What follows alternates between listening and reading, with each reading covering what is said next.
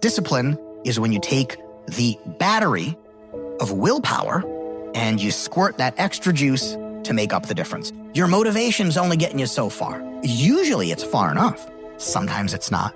How do you bridge this gap? You bridge it with something called discipline. But what it takes is a discipline that everybody has the ability to do it, but they just don't want to. Our mind may tell us it's easier to oversleep or not go to the gym, but at the end of the day, discipline can be practiced. It's not difficult. But for some reason, I think when it comes to internal stuff, willpower, habits, discipline, because you can't see it, because it feels like it's part of your sense of self. And I think that limits maybe people's understanding of how much they can move that and lift the ceiling.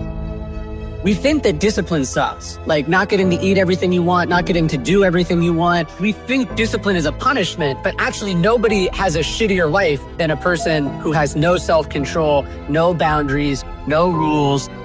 What are you going to get without discipline? Are you going to be in good physical shape without discipline?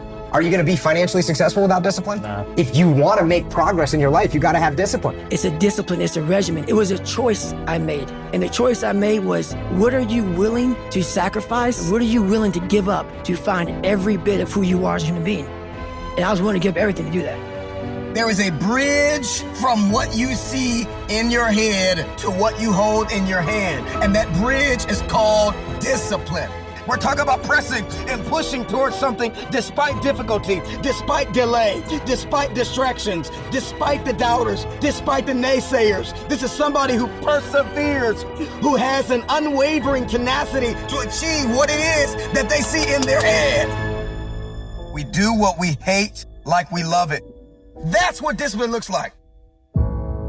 Okay, what you need to know about discipline is 3 things. If you do the 3 things from the next part of this video, you can accomplish anything you want to in life. Okay, so write this down. 3 things. The first one starts with the importance of getting enough sleep and planning your day the night before. You can't be disciplined if you're tired and if you don't have a clear plan for your day. So the first thing I need you to hear is to get enough sleep and make a plan for your day. Sleep is this tremendously important period of life because it resets our ability to be focused, alert, and emotionally stable in the wakeful period. So we can't really talk about wakefulness, focus, motivation, mood, well-being without thinking about sleep. Optimizing what we're doing during the day is going to help us to actually sleep better at night. And that's really the key. So good night of sleep starts the moment that you wake up in the morning. When you sleep better, your entire day is better. When you sleep better, your life is better. Until you are sleeping long enough and deeply enough, 80% of the nights of your life, you are functioning suboptimally. And what's the biggest risk then if we're not getting enough sleep? Deficits in learning, deficits in the immune system. We need to sleep enough. Now, what's enough sleep? Enough sleep has been argued it's 6 hours. Other people, it's 7 hours. Other people, it's 8 hours. It's basically waking up without an alarm clock and feeling rested. Okay, the second thing I need you to hear is the importance of time blocking your day and especially your morning. Don't miss this one. It's not about making long to-do lists. It's about being very intentional with your day. What does your morning routine look like at the moment? Morning routine is wake up, try and get as much natural light as you can in the morning hours, whenever it is that is for you, especially the first 3 hours after waking. I hydrate, I drink water, and then I do everything I can to not do email, not do social media, and to take care of a few critical tasks. These days, I have this obsession with trying to do one cognitively hard thing a day, and one physically hard thing a day. I try and get my brain into kind of a linear mode. I try and narrow that aperture. Because if I don't, the distraction that's created by social media and interactions with others can kind of wick out into the rest of the day. So I'm not necessarily trying to finish something in that time, but I try and do something challenging. I experience great pleasure from battling through something mentally challenging. So this is something I observed in myself, which is that from 6 a.m. until noon, my brain is very capable, my body is very capable of doing certain things far more easily than at other times of the 24-hour cycle. So I consider that sort of the first phase of my day. Sometimes I'm up by 6, sometimes it's 7, sometimes it's 8. Usually it's about 6:30. So I consider that one opportunity block. The second opportunity block, because I eat lunch typically around noon, between 1 and 6 p.m. So second opportunity block. And then the third is between 6 p.m. and bedtime, which for me typically is 10:30, but sometimes late. I mean, you have to live. I mean, come on. So what I started to realize is that I can do really focused work in 2, but not 3 of those blocks consistently. I also noticed that if I exercise early in the first block, like between 6 a.m. and before 9 a.m., I have more energy all day long. But if I exercise starting at 9 or starting at 10, so halfway through that block, the second opportunity block is diminished. I'm kind of dragging. Maybe it's related to when I eat, but that wasn't changing when I eat or what I eat. So I'm very aware of the fact that I get sort of 2 opportunities from these 3 blocks. So I do think that people could benefit tremendously, not necessarily by following the schedule that I follow, but by paying attention to their natural cognitive and physical rhythms. You don't have to wake up at 4 a.m., but you do need to block your day and understand when your most productive periods are. Okay, on to the last important piece of advice. Don't miss this one. Okay, here it is. Strive to be an emotionally mature person. And one way of doing that is by forcing yourself to do hard things. Practice discomfort every single day. You say the emotionally immature man seeks out motivation to do something hard one time. The emotionally mature man uses discipline to do something hard 1,000 times. Why is emotional maturity related to motivation and discipline? Because when you have emotional maturity, you realize that some days you're not going to sleep well. Some days you're going to wake up and you've got your schedule and everything's planned out. And whether things go well or not that day, the emotionally mature man will still do what he has to do to stack his wins, to focus on his purpose. Whereas the emotionally immature man will say, well, I didn't sleep well, I had nightmares, so I'll stay in bed. Or it's raining outside, it's cold outside, I don't feel good. You have to stay the course no matter what. And it takes a high level of emotional maturity because your emotions dictate your motion, like what you're going to do. And so if you have emotional maturity, you're more likely to lean into discipline when things are suboptimal. If you lack emotional maturity, then how you feel determines what you do next, which is very damaging to outcome-driven humans. You need to understand how your brain works. Doing hard things builds your brain and your ability to be disciplined. Most people don't know this, but there's a brain structure called the anterior mid-cingulate cortex. But what's interesting about this brain area is there are now a lot of data showing that when people do something they don't want to do, like add 3 hours of exercise per day or per week, this brain area gets bigger. In many ways, scientists are starting to think of the anterior mid-cingulate cortex not just as one of the seats of willpower, but perhaps actually the seat of the will to live. See, now we're talking. All the data point to the fact that we can build this area up. But that as quickly as we build it up, if we don't continue to invest in things that are hard for us, that we don't want to do, that's the part that feels so Goggin-esque to me, that we don't want to do. Like if you love the ice bath, I love the ice bath, and you go from 1 minute to 10 minutes, guess what? Your anterior mid-cingulate cortex did not grow. None. But if you hate the cold water, if you're afraid of drowning and you get into water and put your head under and survive, then the anterior mid-cingulate cortex gets bigger. It's that I don't want to do something, but do it anyway. That's right. That grows this area. That's how I've lived my entire life. I don't know anything about that. But people go, man, you have such a strong will. It's something that you build. And if you didn't have that will to carry on, you die. There's some internal drive that you either have or you don't have. And if you have it, you won't quit. And if you don't have it, you're going to quit. Will you keep going? In the face of? Whatever. I never thought about quitting. If they told me to get back in the water again, let's go. They told me to put that log on my shoulder, let's go. Put the boat on my head, let's go. I didn't care. I wasn't the fastest, I wasn't the strongest, I wasn't the smartest, but I did know that I could work hard. I had to work hard. You're gonna struggle. You're gonna go through some hardship. You're gonna sweat, you're gonna choke, you're gonna get your arm broken. Like, these things are gonna happen. Okay, I'm gonna go forward. I can't get out of this. I'm gonna go forward. I'm not gonna quit, so I'm gonna go forward, bring it on. And I think if there's anything that you learn, it's to keep pushing through things that suck. And I would love to say like, oh, keep pushing through adversity, but this isn't adversity. This is just things that sucked. It's one level below adversity. Adversity is when you're having a challenge. This is just something that's gonna suck, and you're gonna have to push through it. But it's like, oh, do you want to do this or not?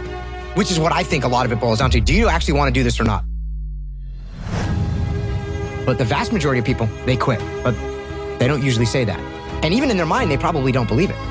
They probably believe, well, it was my leg, and once my leg was hurting, I knew I was going to have a hard time on the runs, and since I wasn't going to be able to make the runs, that's why I quit. But it wasn't really quitting, it was because of my leg. You're talking there about people making excuses. What have you come to learn about the nature of excuses? Your excuses will destroy you and take everything that you ever wanted from you, if you let them. When your excuses make you feel a little bit better about the fact that you didn't execute on what you needed to execute on, then they can make you feel better, but they're not helping you. They're not helping you at all. When the excuses all go away and people can actually confront the fact that this is all because of me, it hurts, but is also unbelievably empowering, because if these problems are because of me, then I'm capable of fixing these problems. I was a little kid. I wanted to be some kind of soldier. I wanted to be some kind of commando. So I collected little plastic soldiers. I had different military units. And one of the historical military units that I had was the British Commandos. And so I had these tiny figurines, and they had machine guns, and they had kayaks, and they had little inflatable boats. And I thought to myself, that's what I want to do. And then when I was probably around 12 or 13, I realized you actually could do that. You could actually get the job of being a commando.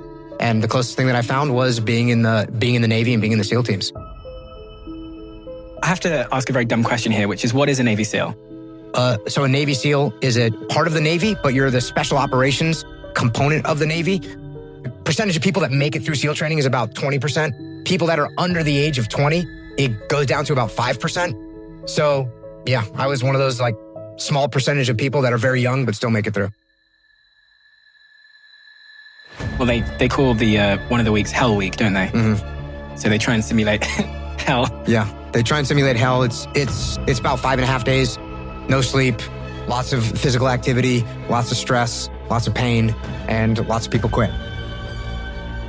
I would say most of the people that quit, it's probably 80% of the quitters quit in that week. And it breaks people. The other thing is, you might be an exceptional swimmer and you might be exceptional upper body strength, but you're not that fast a runner. They're going to find that out. Or you might be a fast runner, but a bad swimmer. They're going to find out what your weakness is. You might not like the cold. They're going to see it. You might not like the boat on your head. They're going to see it.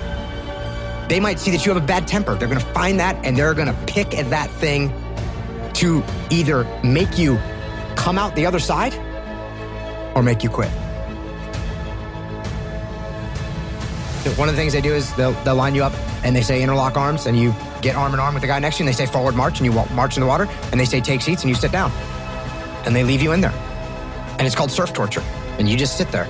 And after a while, they'll pull you up out of the water, they'll line you up, and the doctor will come down and see if anyone has hypothermia. And if no one has hypothermia or signs of hypothermia yet, get back in the water. And they just keep doing that. Did you have some kind of innate advantage, or can we all become Jocko? If I had to guess, I would say no. I would say you can't teach it. I would say that you can grow it. If you've got the seed of some sort of fire, you could probably grow and you can get better at it. But it's the same thing. You go back to if you ever met anyone that was a prisoner of war. There's some people that had a will that they were not going to die.